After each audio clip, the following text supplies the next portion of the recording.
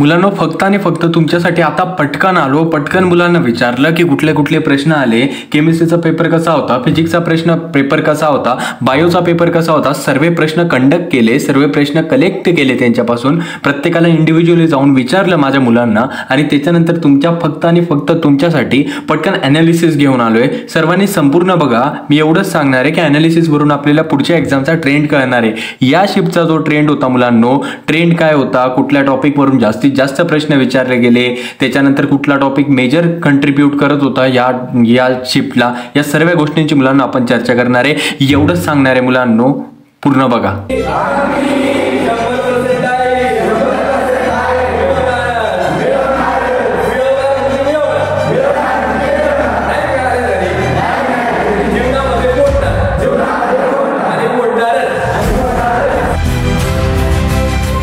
मुलांना जर का बघायचं झालं तर MHT CET ची जी शिफ्ट होती 23 एप्रिलला होणार आहे, तिचा जर का मी तुम्हाला एक रिव्ह्यू सांगितला, जो फिजिक्सचा जो टॉपिक होता किंवा फिजिक्सचा जो पार्ट होता, मुलं म्हटले की सर प्रश्न तर सोपे होते, फॉर्म्युला बेस्डच होते, परंतु सर कॅल्क्युलेशन करायला फार मोठ्या प्रमाणामध्ये अडचणी येत होत्या।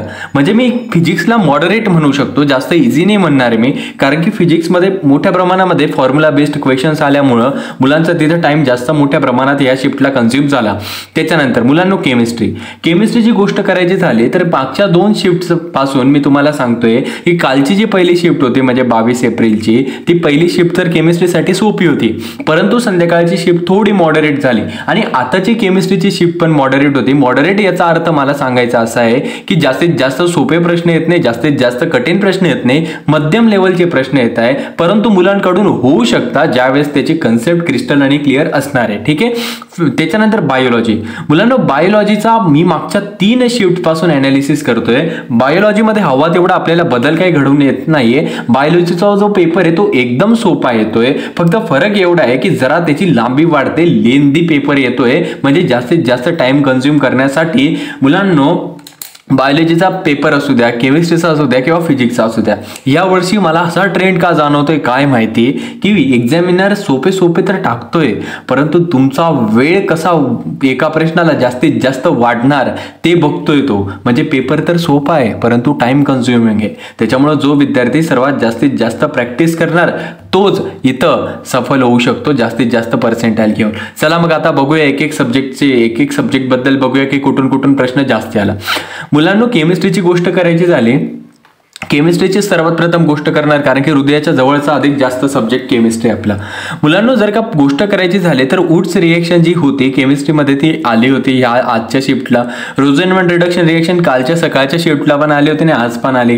वुल्फ किश्नर रिएक्शन मुलांनो, Kolbe's reaction, aldol condensation reaction, Cannizzaro's reaction, Finkelstein reaction, Swarts reaction, या ज्या रिएक्शन्स होत्या, अनेक विद्यार्थ्यांना या रिएक्शन्स मध्ये कन्फ्युजन येत असणार की सर आम्ही ह्या रिएक्शनचे बेस्ट कसे प्रश्न सॉल्व्ह करायचे। मी आताच सांगतोय चॅनलवर जायचंय, 1 ते 2 महिन्यापूर्वी आपण एक व्हिडिओ अपलोड केलाय, त्याच्यामध्ये मी ऑर्गॅनिक केमिस्ट्रीच्या सर्व रिएक्शन्स कव्हर केलाय, सर्व प्रश्न कॉपी पेस्ट तिथून आले। मी तुम्हाला गॅरंटी देऊ शकतो तो बघितला तर रिएक्शनचे प्रश्न होण्याची संभावना तुमची मोठ्या प्रमाणात वाढणार आहे। एक तर वुड्स रिएक्शन मी 1000 वेळेस ओढून सांगतो मुलांना की येते करून जा। रोझेनमन पण सांगितलं होतं येणार, यावेळेस आली।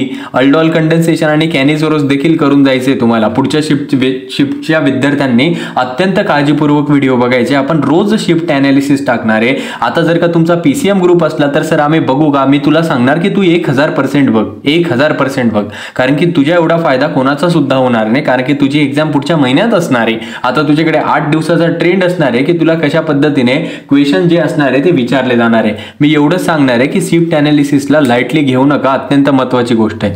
पुढे फिंकलस्टेन रिएक्शन आणि स्वार्ट्स रिएक्शन, मुलांना या 2 रिएक्शन देखील अत्यंत महत्त्वाच्या असतात। या रिएक्शनवर बेस्ड या दोन्हीपैकी एक रिएक्शन आली होती, कोणी म्हणत होतं फिंकलस्टेन, कोणी म्हणत होतं स्वार्ट्स, त्याच्यामुळे आपण दोन्हींना कन्सिडर केलं की दोन्ही प्रश्न आले होते। ठीक आहे, फिंकलस्टेन रिएक्शन विचारली गेली होती, स्वार्ट्स रिएक्शन। आता मार्कोनिफ रूल, लहान मुलांची गोष्ट आहे, लहान मुलांची गोष्ट, मॉर्कॉनिफ रूल आणि अँटी मॉर्कॉनिफ रूल, लहान मुलांची गोष्ट देखील आपल्या सीईटीला विचारली जाते. म्हणजे तुम्ही लेवल इमॅजिन करायची, जो विद्यार्थी अभ्यास व्यवस्थित केला होता त्याला MST CET मध्ये तर फोडून येणार आहे तो.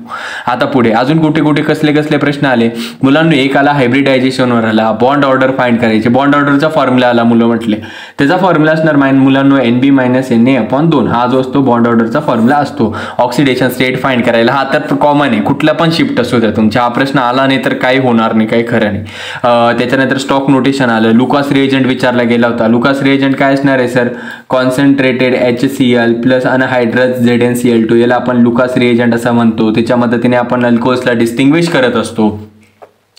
त्याच्यानंतर मुलांना आयसोटोप, आयसोबार, आयसोटोन आला. आणि मी सांगत होतो मुलांना की जो ग्रीन केमिस्ट्री नावाचा चॅप्टर आहे ना, त्याच्यामध्ये जर का बघितलं तर एक पर्सेंटेज ॲटॉम इकॉनॉमी नावाची गोष्ट आहे, त्याच्यावर फॉर्म्युला बेस्ड क्वेश्चन आला आणि तो देखील मुलांनी आमच्या सॉल्व्ह केला इझिली. त्याच्यानंतर कोऑर्डिनेशन कंपाऊंड्समध्ये क्रिस्टल फील्ड थेरीवर आला, त्याच्यामध्ये असणाऱ्या आयसोमेरिझमवर आला. म्हणजे मुलांना हे जे टॉपिक्स होते ते आजच्या शिफ्टचे अत्यंत महत्त्वाचे टॉपिक्स होते. या सर्वांच्या टॉपिकमध्ये आजचा शिफ्टचा केमिस्ट्रीचा पेपर हा खेळत राहिला होता. ठीक आहे, मी एवढंच सांगणार आहे मुलांना तुम्हाला, मी तुम्हाला एवढंच सांगणार आहे मुलांनो की जर का अजून पण तुम्ही क्रॅश कोर्सचे लेक्चर बघितले नाही, अजून पण तुम्ही फेड क्रॅश कोर्सचे लेक्चर्स आणि PYQ सिरीज बघितली नाही तर बघून टाका.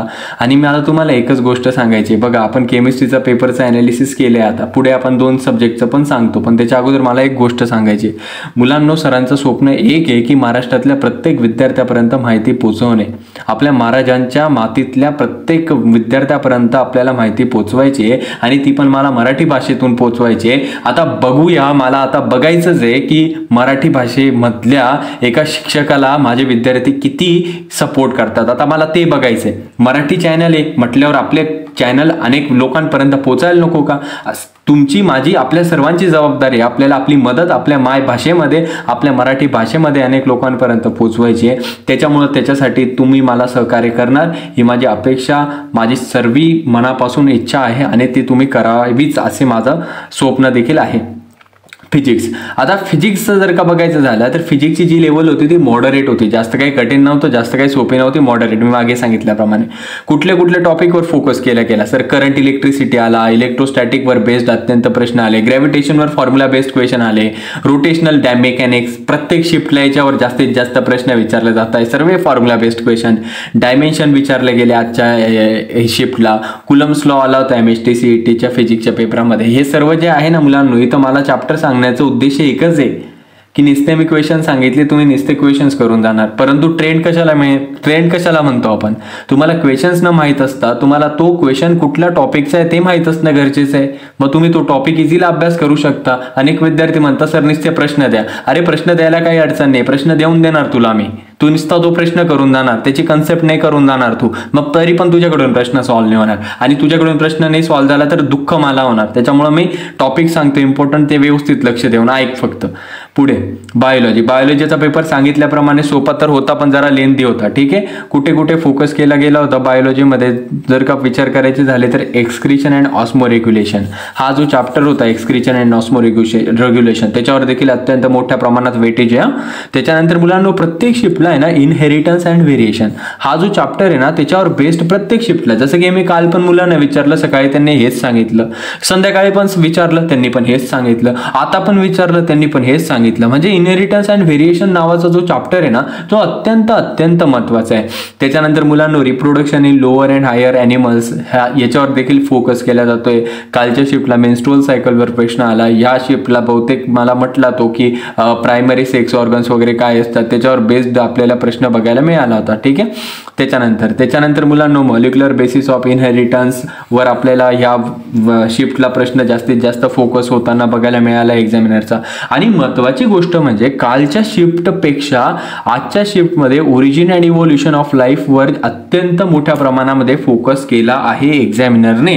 मी एवढंच सांगणार आहे तुम्हाला की हे जे सर्व काही मी जे टॉपिक सांगितले ते चुकून पण सोडून जायचे नाही तुम्हाला तुमच्या येणाऱ्या MST CETच्या शिफ्टमध्ये. मुलांना ज्यांचा PCM ग्रुप असणार आहे त्यांनी फिजिक्स आणि केमिस्ट्रीचे हे टॉपिक सोडून जायचे नाहीये आणि येणाऱ्या काळामध्ये ज्यांचे PCB ग्रुप आहे त्यांनी प्रत्येक शिफ्टला सांगितले जाणारे टॉपिक व्यवस्थित व्यवस्थित अभ्यास करायचा आहे, बघायचं आहे, ॲनालिसिस सर करताय त्यानुसार तुम्ही चालत राहायचं आहे. प्रत्येक ॲनालिसिसचं लेक्चर बघणं अत्यंत कंपल्सरी आहे. त्याच्यावरून तुम्हाला ट्रेंड कळणार, महत्त्वाचे टॉपिक्स कळणार आणि तुम्ही तुमच्या शिफ्टला असणाऱ्या होणाऱ्या MST-CETच्या एक्झामला फोडून येणार. शेवटी जाता जाता एवढंच सांगणार आहे, अजून पण नसणार करत अभ्यास तर करा, अजून पण जागृत नसणार तर जागृत व्हा, अजून पण कंटाळा येत असणार तर कंटाळ्याला दूर करा आणि आत्मविश्वासाने सांगा मिळवणार तर 100% मिळवणार, अन्यथा मी काही शांत बसणार नाही. मुलांना एवढंच सांगणार आहे जाता जाता की प्रत्येक विद्यार्थ्यापर्यंत मदत पोहोचवण्याची संकल्पना माझी आहे. ती संकल्पना अंमलात आणण्यासाठी मला तुमची मदत पाहिजे आणि मराठी भाषेमध्ये कंटिन्यू करण्यासाठी प्रत्येक महाराष्ट्रातल्या विद्यार्थ्यापर्यंत हा व्हिडिओ पोहोचलाच पाहिजे. याची दक्षता तुम्ही पण घ्या आणि मी पण घेणार. मी माझं 1000% देणार. मला पण तुमच्याकडून तुमचं 1000% हवं आहे आणि चला दाखवून देऊ की शिक्षण हे वाघिणीचं दूध आहे आणि जो जो पितो तो गुरगुरल्याशिवाय राहत नाही. त्याच्यामुळे MST-CET आपण असं गुरगुरणार की कसे 100% आपल्याला येत नाही आपण बघूच. ठीक आहे मुलांनो, आपण थांबूया. आईवडिलांची काळजी घ्या, सर्वांनी व्यवस्थित अभ्यास करा, बेस्ट ऑफ लक आणि MST-CET फोडा.